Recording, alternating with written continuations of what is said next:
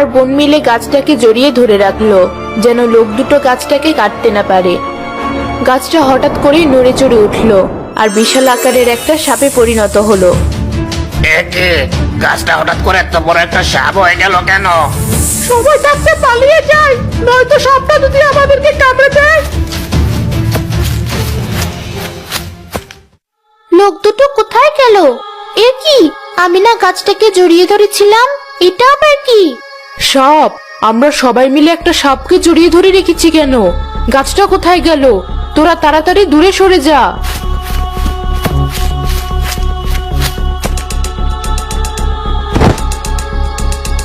মিনু তো জ্ঞান হারিয়ে মাটিতে পড়ে গেল, তোরা ওকে ধর। তোমরা আমাকে ভয় পেও না, আমি তোমাদের কোনো ক্ষতি করব না। তোমাদের ভালোবাসার কারণেই আমি এতদিন পর অভিশাপ মুক্ত হলাম। কি বলতে চাইছো তুমি? কিসের অভিশাপ? অনেক বছর আগে এই এলাকাটা ঘন এক জঙ্গল ছিল। আমি এই জঙ্গল থেকে বেরিয়ে সাধারণ মানুষের অনেক ক্ষয়ক্ষতি করতাম, তাদের বাড়িঘরে আগুন লাগিয়ে দিতাম।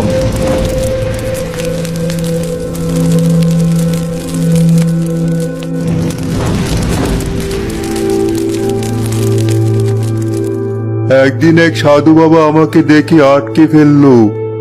এরপর কি হলো? সাধু বাবা আমাকে অভিশাপ দিয়ে গাছ বানিয়ে দিল আর বলল, যতদিন পর্যন্ত না কোনো মানুষ আমাকে মন থেকে ভালোবাসছে ততদিন পর্যন্ত আমি এই অভিশাপ থেকে মুক্তি পাবো না।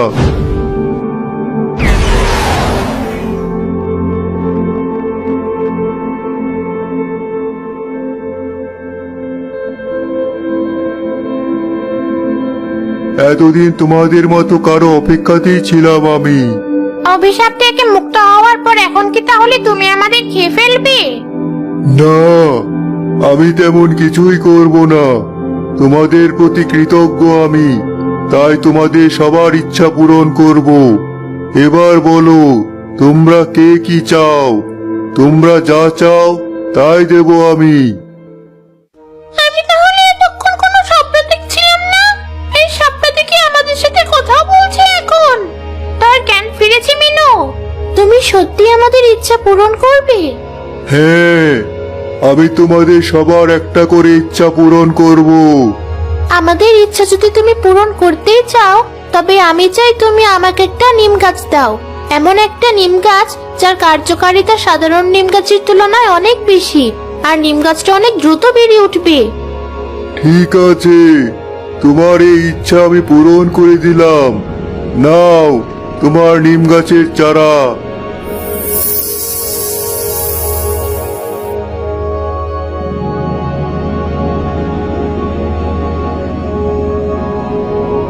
বাকিরা কি চাও? সবটা তো দেখছি সত্যি আমাদের ইচ্ছা পূরণ করছে। তাহলে তুমিও আমাকে সুমিয়াপুর গাছের মতো একটা আমলকি গাছের চারা দাও। এই নাও।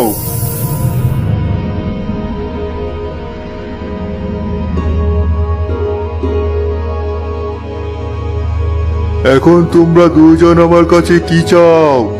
আমিও এমন একটা তুলসী গাছের চারা চাই। এই নাও তোমার তুলসী গাছের চারা। অবশেষে তুমি আমার কাছে কি চাও তিনু? আমারও সব গাছ টাছ লাগবে না, আমার খেতে খুব ভালো লাগে। তুমি আমাকে একটা জাদুর থালা দাও, আমি যখন যা খেতে চাইবো জাদুর থালাটা তখন তাই যেন আমাকে এনে দেয়। ঠিক আছে,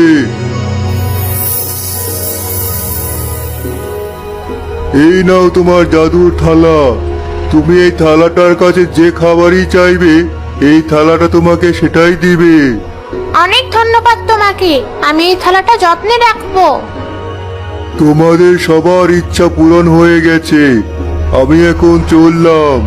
আশা করি তোমরা সবাই নিজেদের ইচ্ছার জিনিসগুলো নিয়ে সন্তুষ্ট থাকবে। বড় সাপটা অদৃশ্য হয়ে গেল, আর তিন বোন গেল তাদের পাওয়া গাছগুলো লাগাতে। তিনু থালি হাতে নিয়ে সবার আগে তার বড় বোন সুমির পিছে গেল। আপু, এত নামি দামি গাছ থাকতে তুমি ওই সাপটার কাছে নিম গাছ চাইলে কেন? নিম গাছের পাতা খেতেও তো অনেক তিতা। নিম গাছের পাতা খেতে তিতা হলেও এর অনেক উপকারিতা আছে। নিম পাতা চোখের রোগ রক্তাক্ত নাক, কুষ্ঠরোগ, পেট খারাপ, ত্বকের সমস্যা এসব দূর করে। এছাড়াও নিম গাছের ছাল আর ফুলও অনেক কাজে আসে। আর নিম গাছ যে বাড়ির আঙিনায় থাকে, রোগবালাই কম হয় সে বাড়িতে। আচ্ছা, তুমি তোমার গাছ লাগাও, তবে আমি গিয়ে দেখি রুমি আপু কি করছে। আরে তিনু, এদিকে আয়, আমলকি গাছটা লাগাতে সাহায্য কর আমাকে। আপু, এত মজার মজার ফলের গাছ থাকতে তুমি আমলকির গাছ কেন বেছে নিলে?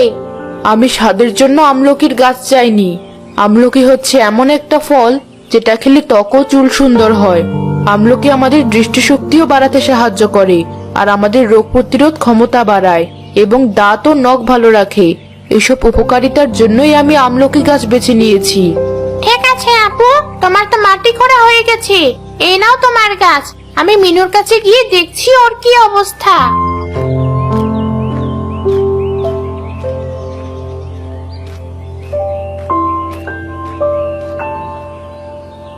তুমি এসেছো আপু?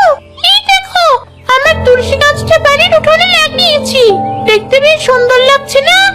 তা তো লাগছেই, কিন্তু এর থেকেও তো কত সুন্দর গাছ আছে। এত গাছ থাকতে তুই তুলসী গাছ কেন চাইলি? তুলসী গাছ বায়ু বিশুদ্ধ রাখতে সাহায্য করে, পোকামাকড় তাড়ায়, ঠান্ডা কাশির সমস্যা দূর করতে সাহায্য করে, আর মাথা ব্যথা ভালো করে।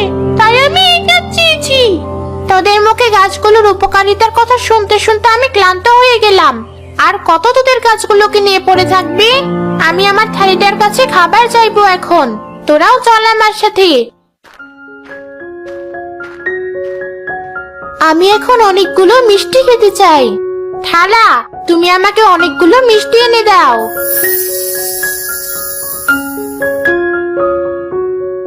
বাহ, তুই বলার সাথে সাথে থালাতে কতগুলো মিষ্টি এসে পড়লো।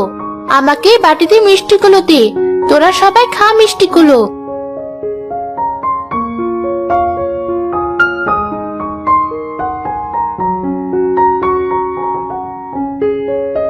মিষ্টিগুলো খেতে তো ভীষণ মজার। এবার আমি ঝাল কিছু খেতে চাই, ঝাল খিচুড়ি আর মাছ ভাজা। থালা, তুমি শুনলে তো রুমি আপু কি বললো? আমাকে এগুলো এনে দাও। এসে পড়েছে আমাদের খাবার, সবাই খাবারগুলো শেষ করে ফেল।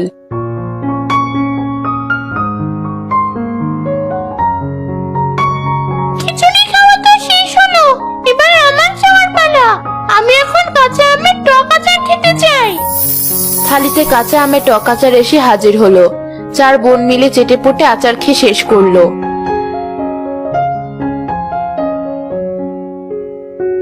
তোর থালাটা আসলেই বেশ কাজের। কত তাড়াতাড়ি আমাদের খাওয়া দাওয়ার ঝামেলা শেষ হয়ে গেল। তোমরাও আমার মতো কাজের জিনিস চাইতে পারতে, তা না করে গাছপালা চেয়ে বসলে। সমস্যা নেই, তুই তোর ইচ্ছার জিনিস পেয়ে যেমন খুশি আছিস, আমরাও তেমন আমাদের ইচ্ছার জিনিস পেয়ে খুশি আছি। তোমাদের সাথে তর্ক করে কোনো লাভ নেই। তোমরা তোমাদের গাছপালা নিয়ে থাকো, আমি আমার ঘরে গেলাম। রাতে খাওয়ার সময় আমাকে ডাকার কোনো দরকার নেই। আমি আমার থালি থেকেই কিছু খেয়ে নিব।